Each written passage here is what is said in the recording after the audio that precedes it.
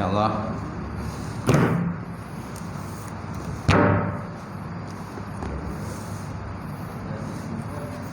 Kita mulakan kuliah malam ni dan kita sama-sama membaca Ummul Kitab ila hadratin Nabi Muhammad Mustafa Rasulullah sallallahu alaihi wasallam wa ala al-kiram wa ashabil izam. Insyaallah. Al-Fatihah. A'udzu billahi minasy syaithanir rajim. Bismillahirrahmanirrahim. Alhamdulillahi rabbil alamin, arrahmanir rahim, maliki yaumiddin. Iyyaka na'budu wa iyyaka nasta'in. Ihdinas siratal mustaqim, siratal ladzina an'amta 'alaihim ghairil maghdubi 'alaihim waladdallin. Amin. Assalamualaikum warahmatullahi taala wabarakatuh. Alhamdulillah wahdah sadaqa wa'dah wa nasara 'abdah wa 'azza jundahu wa hazamal ahzaba wahdah. Asyhadu an la ilaha illallah wahdahu la syarikalah wa asyhadu anna Muhammadan abduhu wa rasuluhu. Allahumma shalli wa sallim ala sayyidina wa nabiyina wa habibina wa syafiina wa zuhrina wa maulana Muhammad wa ala alihi wa sahbihi ajma'in. Amma ba'd. Allah Subhanahu wa taala fi kitabil karim, a'udzubillahi minasyaitonir rajim. Bismillahirrahmanirrahim. Law anzalna hadzal qur'an ala jabalin la ra'aitahu khashi'an mutasaddian min khasyatillah wa tilkal amsalin nadribuha lin-nasi la'allahum yatafakkarun. Maksudnya, kalau seandainya Quran itu diturunkan kepada gunung Ganang, saya gunung Ganang itu akan hancur, tunduk dan hancur kerana takut kepada Allah Subhanahu wa taala. Demikian Allah Subhanahu wa taala memberikan perumpamaan bagi orang-orang yang mahu berfikir. Kalau Nabi sallallahu alaihi wasallam, kullu ummati yadkhulul jannah illa man aba. Setiap daripada umatku masuk dalam syurga kecuali orang-orang yang enggan. Lalu sahabat bertanya dengan Nabi, siapakah orang yang enggan? Lalu baginda Rasulullah menjawab, man ata'ani dakhala jannah wa man asani faqad aba. Barang siapa yang taat kepadaku maka dia masuk syurga, dan barang siapa yang tidak taat padaku maka mereka termasuk kumpulan orang yang enggan. Nawaitu ta'alluma wa ta'lim wa tazakkura wa tazkir wa naf'a wa intifa' wa lifadatu istifadah wal hassa 'ala tamassuki bi kitabillah wa sunnati rasulih wa du'a ila al-huda wa dalalati ila al-khairi ibtigha'a wajhillah wa qurbihi wa sawabihi subhanahu wa ta'ala. Semati silakan fadil tuan-tuan imam kita. Tak lupa juga yang silakan fadil Tuan Bilal, Tuan Siap, pengurusi masjid, jawatankuasa masjid, sidang jemaah muslimin, muslimat, mukminin, mukminat wa ta'ala. Alhamdulillah, kita panjatkan puji tersyukur kepada Allah Ta'ala. Allah Ta'ala mengizinkan lagi pertemuan kita, perjumpaan kita malam ini untuk kita sambung pengajian kita Kitab Aqidatul Najin di muka surat 42.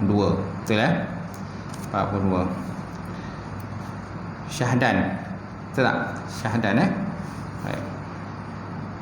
Yang ada kitab boleh semak, yang tak ada kitab dengar saja. Mudah-mudahan semuanya dapat mengambil manfaat.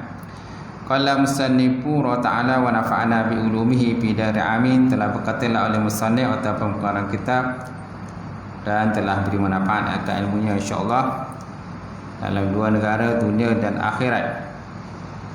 InsyaAllah. Syahdan.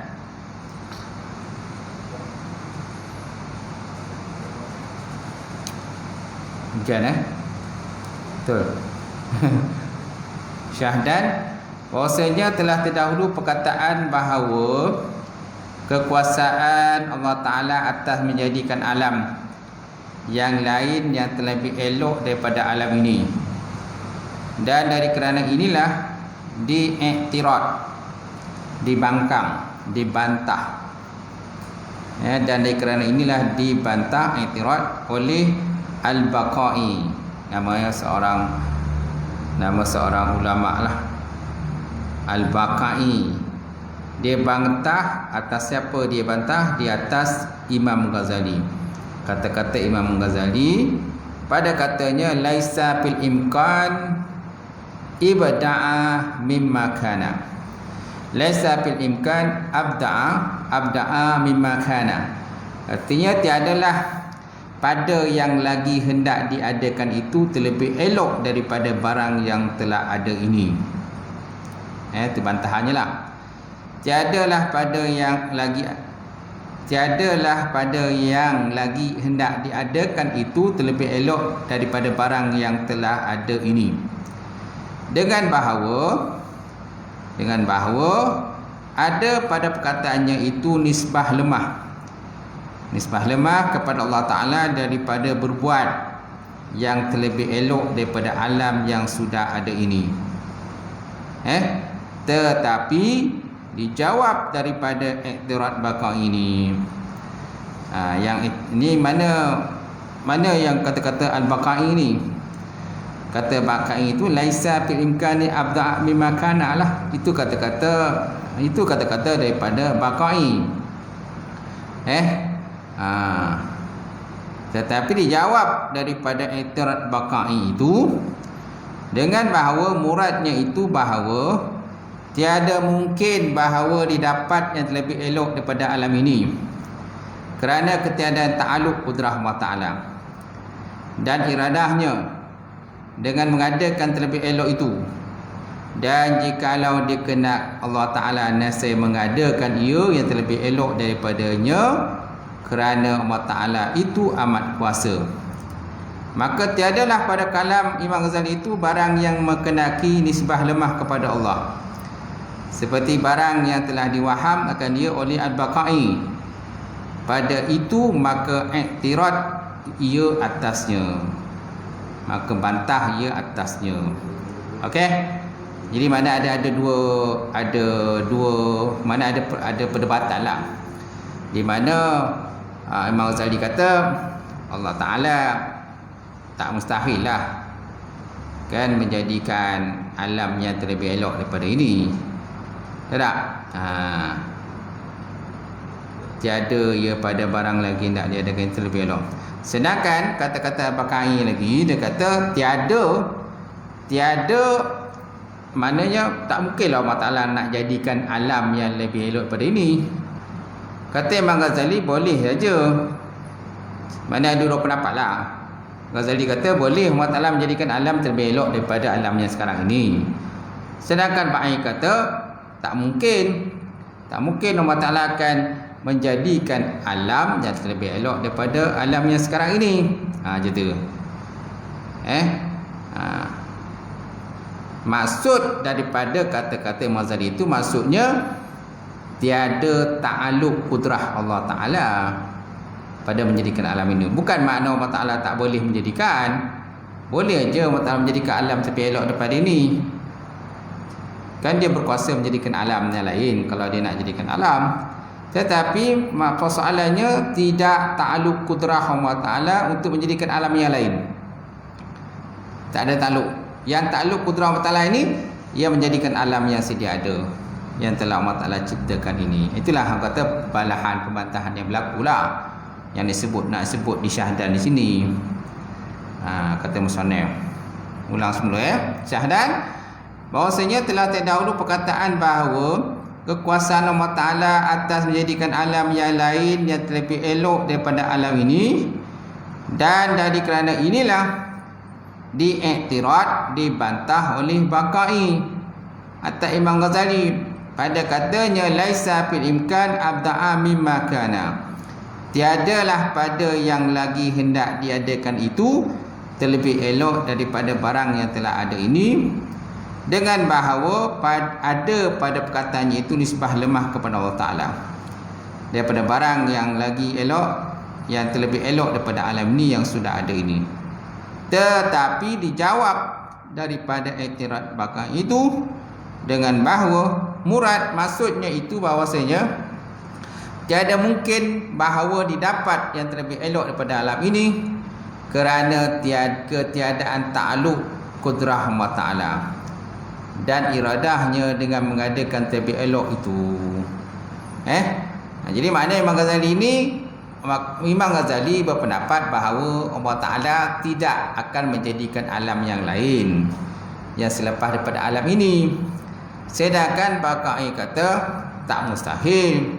Boleh aja Allah Ta'ala menjadikan alam yang lebih elok daripada alam ini.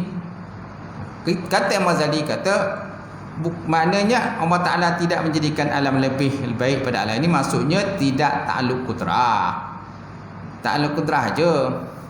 Sebab ta'alluq kudrah ni hanya pada alam yang sedia ada je, pada alam yang Allah Ta'ala telah cipta dan adakan ni.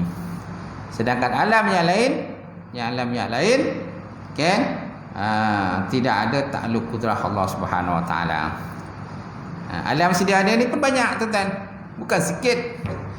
Alam kita ni ada alam ghaib, alam jabarut, alam malakut lah. Kita ada alam zahir, alam janin, alam tulah, macam-macam alam kan. Alam yang sedia ada ni pun tuan-tuan banyak dah alam ini. Kalau Allah Ta'ala nak jadikan alam yang lain pun boleh, tetapi tidak ta'alluq kudrah Allah Ta'ala untuk menjadikan alam yang lain. Ta'alluq kudrah Allah Ta'ala hanya menjadikan alam yang sedia ada lah, yang ada depan mata kita, sama ada alam yang nampak ke, alam tak nampak ke, alam kubur ke, alam akhirat ke. Itu aja alam yang ada yang Allah Ta'ala ciptakan. Alam yang lain tidak ada. Sebab apa tak ada alam lain? Kerana tidak ada ta'alluq kudrah Allah Ta'ala untuk menjadikan alam yang lain. Inilah perbantahan perbalahan yang berlaku di antara Baqai dengan Imam Al-Ghazali. Dia nak sebut kat sini tuan-tuan. Macam tu. Boleh? Semula syahdan bahawasanya telah terdahulu perkataan bahawa kekuasaan Allah Ta'ala atas menjadikan alam yang lain yang terlebih elok daripada alam ini. Dan dari kerana inilah i'tirad dibantah oleh Baqai atau Imam Ghazali. Pada katanya laisa fil imkan abda' mimma kana. Artinya tiadalah pada yang lagi hendak diadakan itu terlebih elok daripada barang yang telah ada ini. Dengan bahawa ada pada perkataannya itu nisbah lemah kepada Allah Ta'ala. Kata-kata laisa fil imkan abda' mimma kana ini, ada pada kata ini nisbah lemah kepada Allah. Seolah-olah ada nisbah lemah kepada Allah Ta'ala pada kalam ungkapan ini laisa fil imkan abda' mimma kana ini. Dengan bahawa ada pada perkataan ini nisbah lemah kepada Allah daripada berbuat yang terlebih elok daripada alam yang sudah ada ini. Seolah macam ada kelemahan kat situlah. Seolah ada lemah lah pada perkataan laisa fil imkan abda' mimma kana ini. Macam tu. Dijawab daripada i'tirad Baqai itu. Jadi siapa yang kata laisa fil imkan abda' mimma kana itu Baqai lah. Laisa fil imkan abda' mimma kana itu kata-kata daripada Baqai. Tetapi dijawab daripada i'tirad Baqai itu dengan bahawa muradnya itu, maksudnya itu bahawasanya tiada mungkin bahawa didapat yang terlebih elok pada alam ini kerana ketiadaan ta'alluq kudrah Allah Ta'ala dan iradahnya dengan mengadakan yang terlebih elok daripada alam ini. Macam tu. Itu maksudnya tu. Maksudnya tidak ta'alluq kudrah untuk menjadikan alam yang terlebih elok daripada alam ini. Kalau Allah Ta'ala nak jadikan alam yang lebih elok daripada alam ini pun boleh. Bolehlah Allah Ta'ala nak jadikan. Boleh Allah Ta'ala, kan dia berkuasa, kan, kudrah, iradah. Dia berkuasa jadikan alam terlebih elok daripada alam ini. Tetapi kenapa Allah Ta'ala tidak jadikan alam lebih elok daripada alam ini? Kerana tidak ta'alluq kudrah Allah Ta'ala pada menjadikan alam yang terlebih elok daripada alam ini. Macam tu. Boleh? Macam tu. Dan jikalau dikehendak Allah Ta'ala nasi mengadakan ia yang terlebih elok daripadanya alam ini, kerana Allah Ta'ala itu amat kuasa, maka tiada pada kalam Imam Ghazali itu barang yang dikenaki nisbah lemah kepada Allah seperti barang yang diwaham akan dia oleh Baqai pada itu, maka i'tirad ia atasnya, maka bantah ia atasnya. Itulah perbantahan-perbalahan beratulah berlaku antara Baqai dengan Imam Ghazali. Faedatun, satu faedah.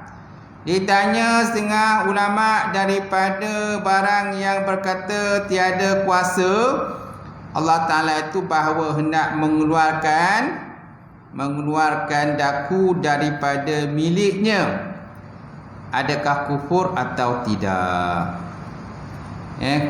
Faedatun, satu faedah.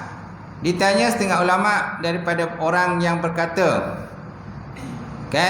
tiada kuasa Allah Ta'ala atas bahawa hendak mengeluarkan akan daku daripada miliknya, kekuasaannya. So perkataan tadi macam mana? Adakah kufur atau tidak? Kufur atau tidak? Bahawa Allah Ta'ala ni, kita cakap Allah Ta'ala ni tak berkuasa pun mengeluarkan kita daripada milik dia, kekuasaan dia. Sedangkan kita ni semua berada dalam kekuasaan Allah.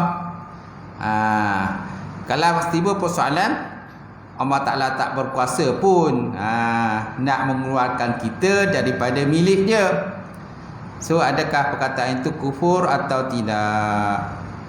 Maka dijawab dengan bahasanya tiada kufur, kerana keluarnya daripada milik Allah Ta'ala itu mustahil, kerana tiada dapat wujud milik bagi orang yang lain daripada Allah Subhanahu Wa Ta'ala. Tiada siapa pun yang boleh memiliki kita kecuali Allah. Kita semua adalah milik Allah Subhanahu Wa Ta'ala. Allah Ta'ala yang berkuasa menjadikan kita, lahirkan kita dalam dunia, dan besok sampai masa dan ketikanya kita pun mati. Kita menjadi milik dia semula. Kita menjadi milik dia semula, dan dia boleh buat apa sajalah terhadap diri kita. Sama ada nak masukkan syurga ataupun dalam neraka. Maka jawab ya dengan bahasanya tiada kufur. Jadi perkataan tadi tiada kufur kerana keluarnya daripada milik Allah Ta'ala itu mustahil, kerana tiada dapat wujud milik bagi yang lain, orang lain daripada Allah Subhanahu Wa Ta'ala yang mengeluarkan ia akan dia kepadanya. Dan kudrah tiada takluk ia kepada yang mustahil. Mustahil. Kenapa? Kerana takluk kudrah tidak berlaku pada yang mustahil. Semaknanya Allah Ta'ala tidak akan mengeluarkan kita daripada milik dia. Gitu. Kita semua adalah milik Allah. Kita berada di mana saja di dalam bumi Allah Ta'ala ni, atau kita berada di langit sekalipun, kita berada di angkasa pun sekalipun, kita semua adalah milik Allah. Kita berada di Malaysia, kita berada di Asia, kita berada di Eropah, kita berada di Amerika, kutub utara, kutub selatan, kita berada di lautan, di udara, di ISS. Kita berada di bulan, di planet Maris, semua kita adalah milik Allah. Semua adalah milik Allah. Gitu. Jadi Allah Ta'ala tidak akan mengeluarkan kita daripada milik dia. Macam tu. Kalau kita kata Allah Ta'ala mengeluarkan kita daripada miliknya, ini adalah mustahil.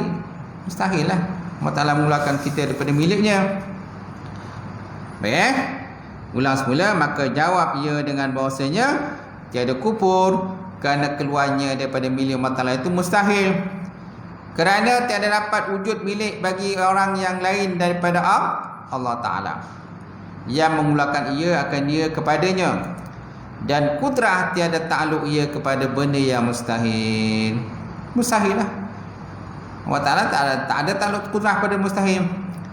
Maka tiada mudarat pada yang demikian itu, seperti tiada mudarat, bahawa dikatakan tiada kuasa Allah Ta'ala bahawa mengambil ia akan anak atau isteri atau umpama demikian itu.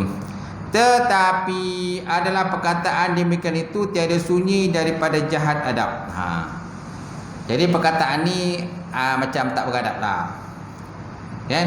Kita kata Allah Ta'ala tidak kuasa untuk mengeluarkan kita daripada milik dia. Ni macam orang begal lah. Kan? Istilahnya orang begal. Perkataan tu tak beradab lah, kurang ajar lah gitu. Perkataan dia. Kata musonef. Tetapi adalah perkataan yang demikian itu tiada sunyi daripada jahat adab.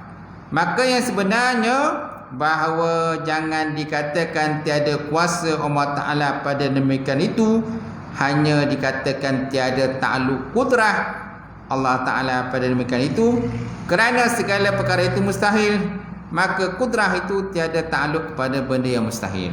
Macam tu. Semaknanya mustahil lah Allah Ta'ala mengeluarkan dia daripada milik dia. Mustahil Allah Ta'ala mengeluarkan diri kita daripada miliknya, sebab kita akan sentiasa berada dalam milik Allah Ta'ala. So janganlah kita sombong, janganlah kita ego, kita hebat, kita nak cabar Allah, kan? Kita terasa, kita kata Allah Ta'ala tak adil lah, macam-macam lah. Tak boleh kita labelkan, kita gelar Allah Ta'ala begitu, kerana kita semua adalah milik dia. Bila milik dia, terpulangkan dia lah. Dia nak buat macam mana? Tak? Dia nak jadikan kita beriman ke? Dia tak nak jadikan kita beriman ke? Dia nak jadikan kita taat ke? Tak taat ke? Kan? Terpulang pada dia, itu milik dia. Gitu. Dia nak masukkan kita syurga ke, neraka ke? Terpulang pada dia, milik dia. Jadi perkataan tadi, kan? Tiada kuasa Allah Ta'ala mengeluarkan kita daripada miliknya, itu maknanya perkataan itu kurang adab lah antara kita kepada Allah. Macam tu. Maka yang sebenarnya bahawa jangan dikatakan tiada kuasa Allah Ta'ala pada demikian itu, hanya dikata tiada ta'aluk kudrah Allah Ta'ala akan demikian itu, kerana segala perkara itu mustahil, maka kudrah itu tiada ta'aluk pada benda yang mustahil. Ta'aluk kudrah Allah Ta'ala tidak berlaku pada mustahil. Wallahu alam. Habis. Kemudian berkata Syekh Sanusi, berkata Syekh ataupun Yusuf Sanusi rahimahullah ta'ala, pengarang kepada kitab apa tuan-tuan? Kitab Matan Sanusi. Baik. Bermula asal kufur dan bid'ah itu 7 perkara. Ni asal-asal kufur dan bid'ah. Dia 7 perkara. Pertama, ijaduz zati. Ijaduz zati maknanya mengadakan yang zati. Artinya disandarkan ada alam ini kepada Allah atas jalan ilat dan tabiat dan ikhtiar. Itu pertama. Ijaduz zati. Mana ijad menjadikan? Zati yang bangsa kepada zat. Yang bangsa kepada zat. Ijaduz zati. Artinya disandarkan ada alam ini kepada Allah Ta'ala dengan jalan ilat, dengan jalan sebab, ataupun tabiat, ataupun ikhtiar, dengan ikhtiar. Ini semua adalah mustahil kepada Allah. Kerana Allah Ta'ala menjadikan kita ini bukan dengan ilat, bukan dengan sebab, bukan dengan tabiat. Allah Ta'ala tidak berhajatkan kepada, Allah Ta'ala tak berhajat pada alam, Allah Ta'ala tak berhajat kepada kita. Tapi kita dijadikan Allah Ta'ala bersebab. Sebab untuk beribadah kepada Allah, kan? Gitu. Baik, yang kedua, tahsin dan akli. Tahsin maknanya mengelok, akli yang bahasa akal. Tahsin dan akli iaitu keadaan segala perbuatan Allah Ta'ala itu dan segala hukumnya dihentikan pada akal atas a'rad. Dihentikan pada akal atas a'rad. Mana a'rad apa? A'rad ni maknanya mengambil faedah. A'rad ni mengambil faedah. Mula semula tahsin akli yang mengelok pada akal, iaitu keadaan segala perbuatan Allah Ta'ala dan segala hukumnya dihentikan pada akal atas jalan a'rad. Dot tu a'rad maknanya mengambil faedah, dan iaitu menghela akan maslahah dan menolakkan maqasid. kan? Ataupun istilahnya mengambil faedah lah. Jadi Allah Ta'ala segala perbuatannya itu tidak mengambil faedah. Okay? Segala hukum hakamnya tidak mengambil faedah. Yang mendapat faedah tu siapa? Kita lah. Kita lah yang dapat faedah. Kalau kita mengambil hukum hakamnya, kita yang mendapat faedah. Segala perbuatan Allah Ta'ala itu mengambil faedah. Yang ambil faedah tu kita, bukan Allah. Allah Ta'ala tidak mengambil faedah daripada segala perbuatannya. Yang ketiga, taklil radi. Taklil radi ini mengikut yang kurang.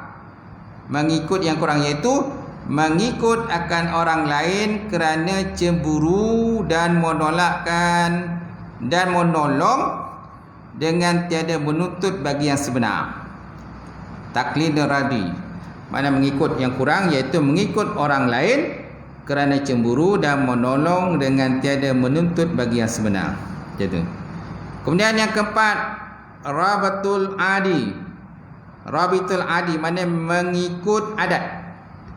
Mengikut adat iaitu mensabitkan berlazim-laziman antara suatu pekerjaan dengan suatu pekerjaan yang wujudnya atau yang adamnya dengan wasitah takrir, dengan wasitah berulang-ulang. Dengan wasitah berulang-ulang. Hukum adat lah. Kan hukum adat kan dia takrif, dia ada sebut situ berulang-ulang. Gitu. Rabitul adi mana mengikut adat, iaitu mensabitkan berlazim-laziman kan antara sesuatu pekerjaan dengan suatu pekerjaan lain pada wujud atau pada adamnya dengan wasitah takrir, dengan perantaraan berulang-ulang. Jadi kenapa semua ni tuan? Kenapa semua ni alih membawa kepada asal binah dan kufur? Nanti dia akan ada sebut kemudian bawah tu nanti. Kemudian yang kelima, jahil merakab. Jahil merakab iaitu jahil ia akan hakikat sesuatu, dan jahil ia akan dirinya itu jahil.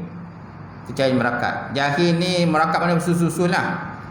Jahil dia akan hakikat sesuatu, dan jahil dia akan dirinya itu jahil. Dah lah ada jahil, diri dia jahil. Kemudian benda lain pun dia jahil. Tak? Mana jahil berakab lah, bersusun-susun. Okey, yang keenam, berpegang dengan akan akaid, akidah iman dengan semata-mata zahir ayat Quran dan hadis. Yang ini pahaman mereka dengan ayat yang mutasyabihat, ayat-ayat kesamaran, dan hadis yang mutasyabihat, dengan tiada dilintangkan atas beberapa burhan, dalil-dalil akliyah ataupun qawati'il syariah. Qawati' mana dalil-dalil jugalah. Qawati'il syariah, dalil-dalil syariah. Mana tak disokong. Tiada dilintang, maksudnya tidak disokong dengan beberapa dalil akal dan juga dalil-dalil syariah. Okey. Kemudian yang ketujuh, jahil dengan kawaid yang akliyah. Yang iaitu mengetahui dengan wujub mana wajib segala yang wajib dan harus bagi segala yang harus, dan istihalah mustahil segala yang mustahil, dan mengetahuinya dengan bahasa Arab itu ilmu loghah dan ilmu nahu dan ilmu bayan. Maka adalah tiap-tiap sesuatu daripadanya itu terkadang jadi daripadanya kufur yang mujma' alaih, yang sepakat atasnya, dan terkadang jadi daripadanya itu bidah, dan terkadang jadi daripadanya bidah. Maka ijatu zati, ni baru ini dia punya alasan dia, baru masuk alasan dia kenapa yang ijatu zati, tahsilul akli, taklilur radi, rabitul adi kan. Kenapa ini asal kepada kufur dan bidah? Baru dia bagi alasan tu. Maka dia kata, maka ijatu zati itu asal kufur golongan falsafah, yang mana dia menjadikan zat Allah Ta'ala itu alat sebab bagi mungkin dengan tiada ikhtiarnya. Okay? Jadi kenapa ijatu zati ini tidak boleh diguna pakai hujjatuz zati kerana dia adalah asal kufur kepada golongan falsafah. Yang mana mereka menjadikan zat Allah Ta'ala itu ilat. Sebab bagi mungkin dengan tiada ikhtiarnya, gitu. Kemudian yang kedua, tahsil akli. Kenapa tak boleh kita guna pakai tahsil akli? Kerana tahsil akli itu asal kufur gurungan barahimah. Nama gurungannya gurungan barahimah. Daripada gulungan falsafah juga. Hingga menafi oleh mereka itu akan nubuwah. Menafi mereka itu akan kenabian. Dan asal sesat golongan Mu'tazilah. Hingga diwajibkan atas Allah Ta'ala itu meraihkan salah wal aslah. Baik dan terlebih baik. Baik dan terlebih baik. Kerana golongan Mu'tazilah ni tuan, mereka itu memahami satu pahaman, kan, Allah Ta'ala wajib menjadikan lebih baik dan terlebih baik. Allah Ta'ala wajib menjadikan lebih baik dan terlebih baik pada pandangan mereka lah, kan, pada paham mereka. Sedangkan golongan ahli sunnah berkata Allah Ta'ala tidak wajib menjadikan yang baik dan terlebih baik. Tak wajib. Sedangkan golongan Mu'tazilah kata wajib. Macam tu. Tu yang menyebabkan asal kepada kufur dan juga bid'ah tadi. Kemudian yang ketiga, taqlidur radi. Kenapa ditolak taklid hari ini? Kerana asal kufur kepada yang menyembah berhala dan yang lainnya. Hingga berkata mereka itu, kami dapat ibu bapa kami menyembah berhala, maka kami pun mengikut atas perbuatan mereka itu. Nampak? Taklid radi. Mana taklid radi tadi, Pak? Mengikut yang kurang. Kan belakang tadi. Taklid radi makna mengikut yang kurang, iaitu mengikut akan orang lain dengan cemburu dan menolong dengan tiada menuntut bagi yang sebenar. Cemburu, kan, dan menolong dengan tiada menuntut yang sebenar. Jadi kenapa taklid radi ini ditolak? Kerana dia asal kufur bagi penyembah berhala. Ini bagi alasan di sini.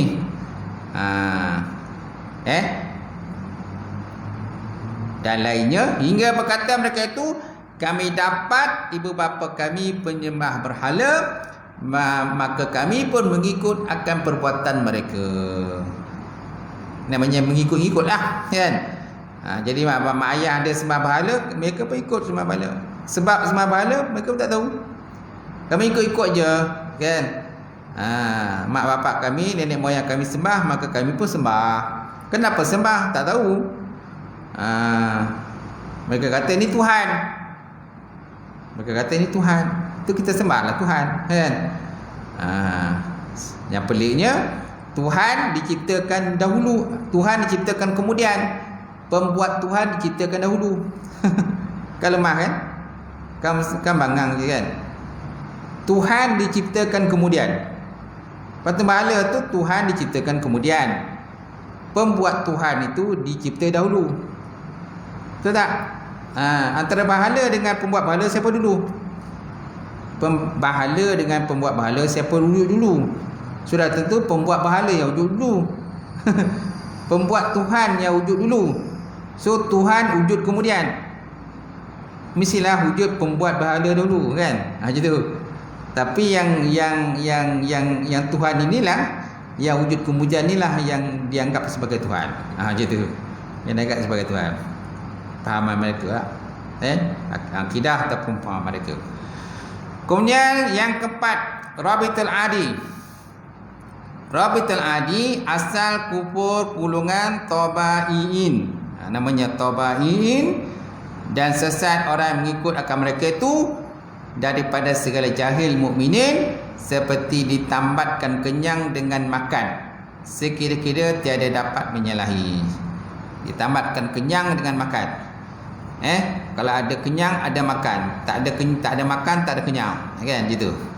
Bila ada kenyang ada makan. Dia dikatakan lazim, mana sebab kepada musabab lah. Sebab kepada musabab. Bila maknanya kalau ada api adalah hangus. Tak ada api tak ada hangus. Itu pemahaman mereka lah. Itu. Sedangkan ada api belum tentu hangus. Ada api belum tentu hangus. Ada hangus belum tentu disebabkan api kan. Itu. Tapi biasanya kebiasaan bila ada api adalah hangus. Gitu. Tetapi Allah Ta'ala boleh balikkan. Ada api belum tentu ada hangus. Seperti yang berlaku pada Nabi Allah Ibrahim alaihissalam. Ada api tetapi tidak ada hangus. Gitu. Kemudian jahil murakkab. Jahil murakkab kenapa ditolak? Kerana asal kufur kebanyakan etikat golongan falsafah. Katanya memberi bekas segala ilmu falak, yakni matahari dan bulan. Dia kata memberi bekas segala falak, yakni matahari dan bulan. Matahari dan bulan ni semuanya beri bekas, ada taksir lah. Kalau tak ada matahari maka habislah kita. Kalau tak ada bulan habislah kita. Kan? Habislah kita tak ada matahari dan bulan. Gitu. Maknanya yang berkuasa ialah matahari, yang berkuasa adalah bulan. Itu sebabnya ada golongan menyembah matahari, ada golongan menyembah bulan. Jadi mereka menganggap yang ada kuasa yang sebenarnya ialah matahari, ataupun yang ada kuasa sebenarnya ialah bulan. Bukan Allah yang ada kuasa. Sedangkan yang ada kuasa ialah Allah. Yang bergerakkan matahari bulan ialah Allah. Berlakunya gerhana matahari dan bulan disebabkan oleh Allah. Gitu. Berlakunya pasang surut pun semuanya ada kerana Allah.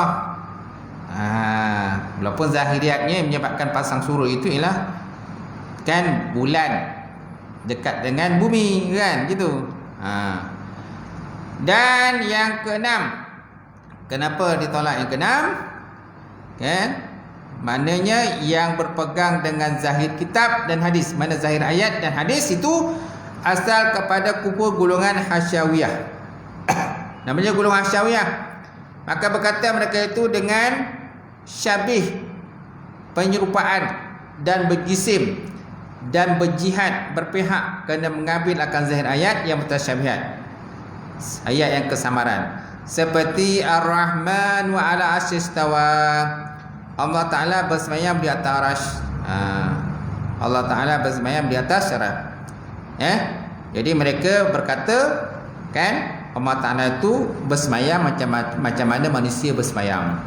Macam mana gajah bersemayam, itulah Allah Ta'ala pun macam itulah duduknya bersemayam. Kan? Jadi mereka menserupakan Allah Ta'ala itu dengan manusia ataupun makhluk. Jadi ditolaklah. Ini asal kepada kufur dan bid'ah.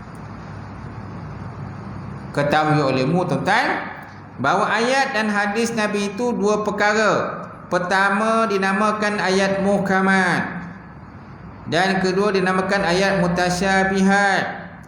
Adapun ayat muhkamat itu wajib diambil dengan makna zahirnya, tiada harus ditakwil kepada makna yang lain sesekali. Contohnya, aqimus shalah wa atuz zakah, dirikan oleh kamu akan sembahyang dan tunaikan oleh kamu akan zakat.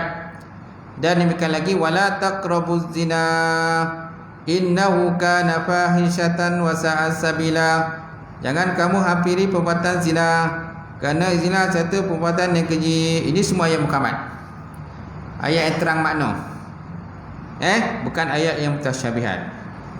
Ayat mutasyabihat tadilah Ar-Rahman atas istawa, Allah Ta'ala bersemayam di atas arasy.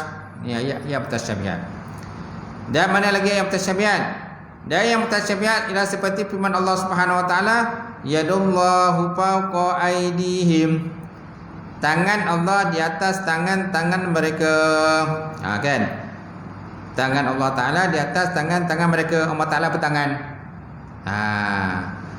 Ini mustahil bagi Allah. Jadi ayat-ayat mutasyabihat ini dalam membicarakan ayat mutasyabihat ini, ulama terbagi pada dua kelompok. Pertama ulama salaf, yang kedua ulama khalaf. Ulama salaf ialah 300 tahun selepas daripada kewafatan baginda Rasulullah SAW, termasuk para sahabat lah radhiyallahu anhum itu. Lepas tu 300 tahun kemudian, itu ulama khalaf. Berkenaan ayat-ayat mutasyabihat ini, ayat-ayat yang kesamaran ni, golongan ulama as-salaf 300 tahun selepas daripada wafat Nabi, mereka tahwif. Tahwif maknanya menyerahkan maknanya kepada Allah. Tahwif. Ta fa waw ya dad, tahwif.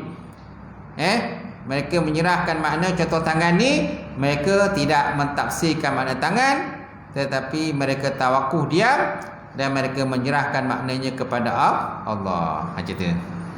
Ini golongan ulama salaf. Okey.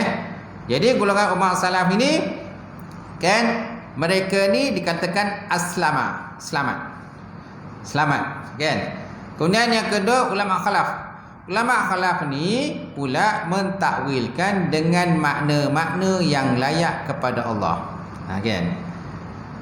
Mana-mana yang menyucikan Allah. Contohnya Allah Ta'ala bersemayam di atas arasy. Mereka mentakwilkan dengan makna menguasai. Menguasai ataupun memiliki.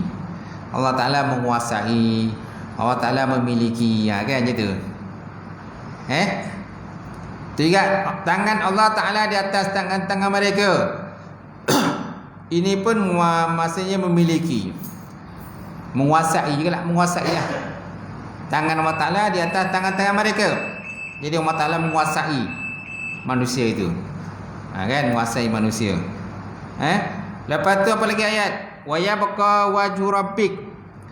Wa yabqa wajhu rabbik, dan kekallah wajah Allah. Wa yabqa wajhu rabbika dzul jalali wal ikram. Dan kekal wajah Allah. Jadi mereka mentafsirkan, mentakwilkan makna wajah itu iaitulah zat Allah. Dan kekallah zat Allah, bukan kekallah muka Allah. Jadi golongan ulama khalaf ini mentakwilkan dengan makna yang layak kepada Allah, bukan takwil sembrono je, sesuka hati nak takwil. Tak ada. Macam tu. Jadi golongan ulama khalaf ini dikatakan golongan yang berilmu pengetahuan. A'lamu wa ahkam, dia kata. A'lamu wa ahkam disebut dalam kitab apa tu kan? Dalam kitab Imam Bajuri. Hasyiah Bajuri syarah pada Jauharatul Tauhid. Hasyiah Bajuri ataupun Ittihabul Murid syarah pada Jauharatul Tauhid. Disebut gitu. Jadi mereka golongan khalaf ini, khalaf mana kemudian, salaf dahulu. 300 tahun selepas pada wafat Nabi, itu namanya salaf. 300 tahun kemudian khalaf. Khalaf ni mentakwilkan dengan makna yang layak dalam bentuk takdis, menyucikan Allah Ta'ala. Ulama salaf mereka tafwid diam. Mereka tak takwil apa-apa. Mereka serahkan maknanya kepada Allah Subhanahu Wa Ta'ala.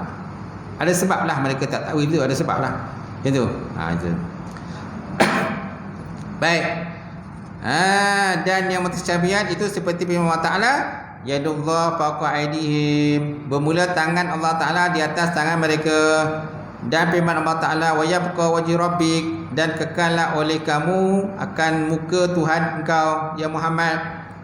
Dan firman-Nya, wajaa rabbuk, dan datanglah Tuhan kamu. Maka segala ayat ini ialah ayat mutasyabihat.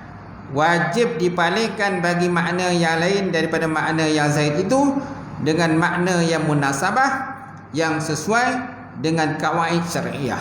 Okay. Mana dia boleh ditakwil. Ini pandangan daripada ulama khalaf lah. Khalaf boleh takwil, tetapi dengan makna yang layak kepada Allah. Tak boleh kita takwil dengan makna tidak layak. Kalau tidak nanti dia asal kepada kufur dan sesat tadilah macam tu. Baik, dan kata musannif, wallahu a'lam bis-shawab wa ilaihi marji'un. Cukup sekadar tu tuan-tuan perbincangan kita malam ni. InsyaAllah akan datang kita sibukkan, kita jam sambung lagi pengajian. Saya buka soalan, kalau ada pertanyaan sebelum saya tutup, ada tak?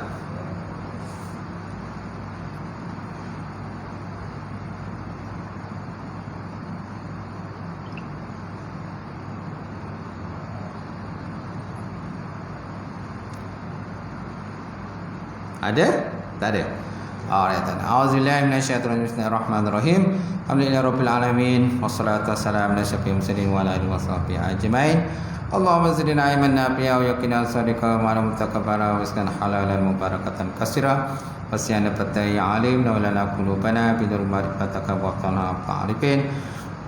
Allahumma faqina bidin, Allahumma faqina bidin. Allahumma ja'al hadza jam'an marhuma wa tafarruqana min ba'dihi tafarruqan ma'suma. Rabbana iftah bainana wa baina qaumina bil haqq wa antal fatihin. Rabbana faghfir lana dzunubana wa qina sayyi'atina wa tawaffana ma'al abrar. Rabbana ma wa'adtana ala rasulika wa la tukhzina yawmal qiyamah innaka la tukhliful mi'ad. Rabbana atina fid dunya hasanah wa fil akhirati hasanah wa qina adzabannar. Subhana rabbika rabbil izzati amma yasifun wa salamun alal mursalin. Alhamdulillahi rabbil alamin. Qabalallahu minkum.